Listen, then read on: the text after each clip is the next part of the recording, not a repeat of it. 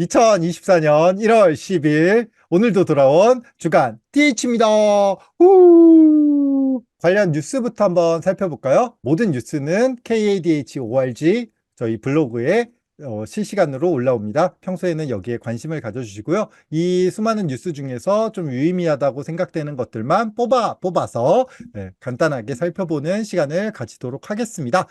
일단은 첫 번째로 꼭 전해드려야 될 사항이 이거죠. 네. 어떤 내용이죠? 경북대 김희진 선생님이 이제 요청으로 설문조사를 올려드렸는데요. 일본에도 똑같은 뭐라 그러죠? 일본 디지털 인문학 뭐 학회 뭐 이런 KADH와 거의 이제 대응되는 학술단체가 있습니다. JADH인데 여기서 이제 상호 교류를 위해서 올해 여름에 공동학술대회를 이제 개최 준비 중인데 이제 한국의 디지털 인문학 연구자가 어떤 사람이 있고 어떤 관심사가 있는지 이제 설문하는 것입니다. 기본적인 지금 소속은 어디고 그리고 연구 관심사는 뭐고 이름은 뭐고 연락처는 어떻고 그래서 이 일본 쪽에 JADH 쪽에 이제 공유할 예정이라고 하고요. 그래서 저는 오늘 마침 했습니다, 오전에. 그래서 간단하게 설문조사를 했고, 네, 그래서 그냥 간단하게 딱 그 단답형으로 쓰고 맨 뒤에 이제 조금 길게 쓰고 싶으신 분은 맨 뒤에 쓰면 될 것 같고요. 네. 어, 아마 학술 교류를 활성화하기 위한 역할을 하지 않을까 생각하고 있습니다. 네. 많은 참가 부탁드리고요. 여기서 수집된 자료는 저희가 조만간 KADH 회원 모집을 실시할 예정이죠. 저희 음, 학술지 시스템을 만들어지는 대로 거기 이제 만들 때 다시 한번 안내 메일을 발송하는 목적으로 또 사용하도록 하겠습니다. 그 외에도 뭐 중요한 저희 DH 행사가 있으면은 메일로도 단체 메일로 안내 메일 발송 드리도록 하겠습니다. 그리고 이번에 DH 학교가 많네요. 사실 이것부터 먼저 설명을 드려야죠. 저희 DH 겨울학교. 사실 이번에 이미 그 신청 끝났고 선정 끝났고 지금 돈 받고 있죠.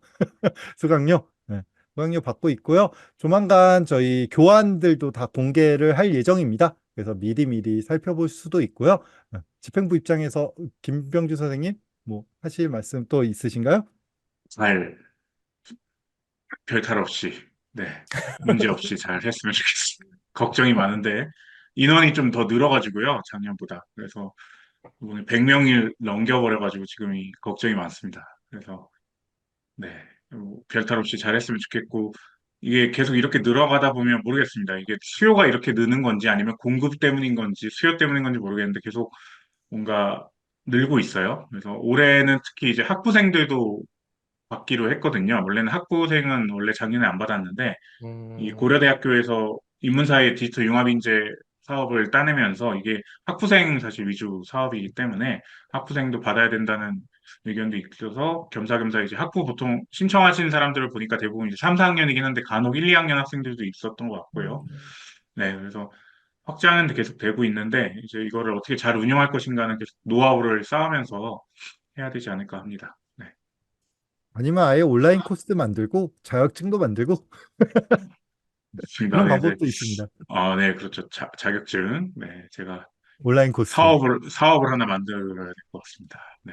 그럼 뭐 채점은 누가 하고 질의응답 답변은 누가 하고 관리는 누가 하고 온라인 코스도 굉장히 약간 좋은데 생각보다 그 후속에 대한 것들이 생각보다 골치 아프더라고요. 예. 음, 음, 그렇습니다. 그래서 온라인 코스도 원래 뭐 동시송출 이런 것도 생각해야 되는데, 그렇게 하면 정말 많은 인력과 그 재반 비용이 발생하더라고요. 그래서 아마 그, 그 영상 촬영은 조금 할 겁니다. 그러니까 스케치 영상으로 아마 그런 것들을 촬영은 하긴 할 텐데, 음, 일단은, 네, 내년엔 또 어디서 할지 그런 것도 좀 계속 고민을 하고 있습니다. 네, 네. 이상입니다. 그리고 성균관대학교에서 성균관대 한문연수원에서 명륜서원 호퍼스 연구의 방학 특강을 통해 가지고 디지털 도구 사용을 위한 기초 지식 습득이라는 내용으로 역시 특강이 진행 중에 있습니다. 근데 여기 같은 경우는 이제 한문학과 혹은 김세연 선생님께 신청을 하면은 이 준주소를 받으실 수 있을 거고요. 좀 한문 쪽에 아무래도 좀 특화해 가지고 이제 태깅 어휘 통계, 파이썬, 뭐 파이썬, 그다음에 API, 지리 정보 분석, 계피 이런 식으로 진행하시는 것 같습니다. 예. 제가 알기로는 그 강국대학교 이명길 선생님이 메인 강사로 하고 계시는 걸로는 알고 있는데요. 좀 한문을 기반으로 해가지고 디지털 도구 사용하는 거에 관심이 있으신 분들은 요거 신청해 주시면 나쁘지 않을 것 같습니다. 네, 저도 안 듣고 있어서 사실 뭐라고 말씀드리기가 좀 그렇네요. 어, 그 다음에 정부 쪽에서 나온 두 가지 이제 자료가 있죠. 하나는 이제 2024년 학술연구지원사업 종합계획, 또 다른 하나는 2022년 고등교육기관 졸업자 취업통계조사. 2022년 옛날 건데 왜 지금 가져왔느냐? 원래 지금 나옵니다. 원래 통계가 1년 정도 뒤에 나와요. 네. 그래서 이게 최신 기록이고요. 일단 요거부터 한번 얘기해 볼까요? 논란이 많죠. 지금 인문사회 쪽은 오히려 예산이 살짝 늘었죠. 소폭 늘었는데 이공계 쪽은 왕창 줄었습니다. 네. 그래서 이제 흔히 발생하는 상향 평준화가 아닌 하향 평준화. 원래 인문사회가 원한 거는 이공계처럼 예산이 늘어가는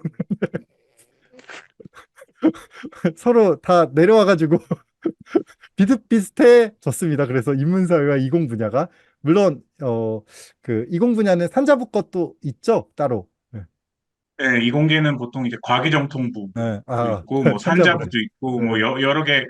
그래서 과기정통부 예산이 원래 더 크고요. 네. 그래서 이 예산이 이제 교육부 예산인데, 보통 이공계는 이제 저거랑 뭐 여러 다른 게 더 있어서 이제 훨씬 더 많은데, 일단 네, 그렇습니다. 그래서 인문사회 분야도 저는 줄일 줄 알았는데, 오히려 매우 소폭이지만 48억 원이 늘었습니다. 네. 네. 네, 인문사회의 힘입니다. 저희가 요건 되거든요. 네, 농담이고요. 그래서 기본적인 추세들은 이제 개인 연구군, 그중에서도 이제 신진 쪽을 많이 이제 푸시하는 것 같습니다. 작년에도 이쪽이 늘어났었고, 이번에도 이쪽을 좀 더 강조하고 있는 것 같아 보이고요. 그 다음에 기존에 있었던 이제 공동 연구군, 혹은 집단 연구군, 이쪽이 글로벌로 확대되는 추세입니다. 그러니까 한국 국내에서만 연구하지 말고 해외 학자들하고 같이 네트워크 만들어서 같이 연구해라. 조인 선생님 표정이 약간 그 많은 경우에는 약간 그 약간 검은 머리 외국인들 이렇게 동원하는 식이 되고 또 사실 외국 학자들이랑 한국의 시스템으로 데려오면 외국 학자들은 되게 당황스러운 경우가 많아가지고 도대체 누구를 위한 걸까 뭐 가끔 이런 생각이 좀 듭니다. 예. 네, 그렇게 가고 있고 그 다음에 이제 한국학진흥 이쪽은 이제 한국학중앙연구원 이쪽 예산 쪽입니다. 그래서 지역 거점 연구소나 뭐 이런 쪽 그리고 근현대 관련된 아카이브 만드는 거 이쪽으로 좀 예산이 추가가 된 지점이 있고요. 그 다음에 지금 현재 고려대학교에서 진행하고 있는 거죠. 네. 그 고려대 지금 인문사회 융합인재 양성 사업 저희 DH 겨울학교도 관련 있는 요거를 이제 기존 5개 연합체에서 3개 내외로 추가를 한다는데 아직 구체적인 내용은 1월 중에 추가 공지한다고 떠 있습니다.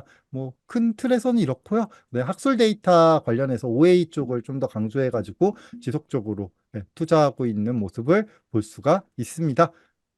뭐 큰 틀에서는 이렇고요. 관련된 내용은 사실 여기 출처라고 불리는 공식 문건 쪽으로 가보시면 여기에 다 내용이 있으니까 요걸 참조해 주시면 될 것 같습니다. 뭐 요거 관련해 가지고 의견 같은 거 있으신가요? 할 노코멘트? 말은 많지만, 할 말은 많지만 하지 않겠습니다. 여러분 이래서 테뉴어 트랙이 중요한 겁니다. 이렇게 저희 중에 테니어가 아무도 없잖아요. 맞습니다. 예. 네. 뭐 그렇습니다. 네. 그 다음에 2022년 고등교육기관 졸업자 취업 통계 조사 결과가 나왔는데요. 기본적으로는 큰 틀에서 이제 취업률이 상승했습니다. 전반적으로. 음. 저희 인문계열 같은 경우는 보면은 저번에 취업률이 58.2%였는데 59.9%. 나름 올랐죠. 하지만 딴 계열에 비해서는 가장 처참한 인문계열이긴 합니다. 예, 예. 딴 데는 다 60%, 70%막 이렇게 80, 의학 계열이야 뭐 그렇다 치고, 딴 데는 기본적으로 예체능조차도 60%인데, 68%인데, 인문 계열은 60%가 안 됩니다, 아직도. 예. 좀 안타까운 면이 있고요.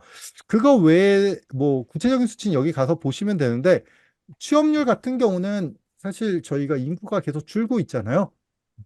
그러니까 당연히 이제 구직난에서 구인난으로 넘어가는 그런 상황에서 어떻게 보면 취업률이 상승하는 건 당연하다고 볼 수 있는데, 이제 제가 한국어중앙연구원이라는 대학원만 있는 곳에 있다 보니까 이 수치가 보이더라고요. 진학률이 7.9에서 7.4로 줄었습니다. 근데 이게 인문계열만 그런 게 아니고 다른 데도 다 줄었습니다.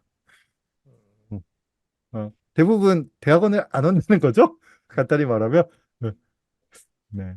예, 바람직한 현상이라고 생각합니다.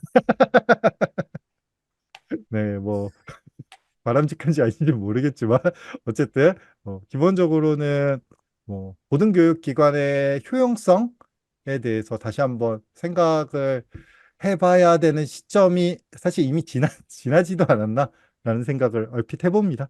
네, 네, 그럼 DH 뉴스는 여기서 끝! 구독과 좋아요 눌러주세요.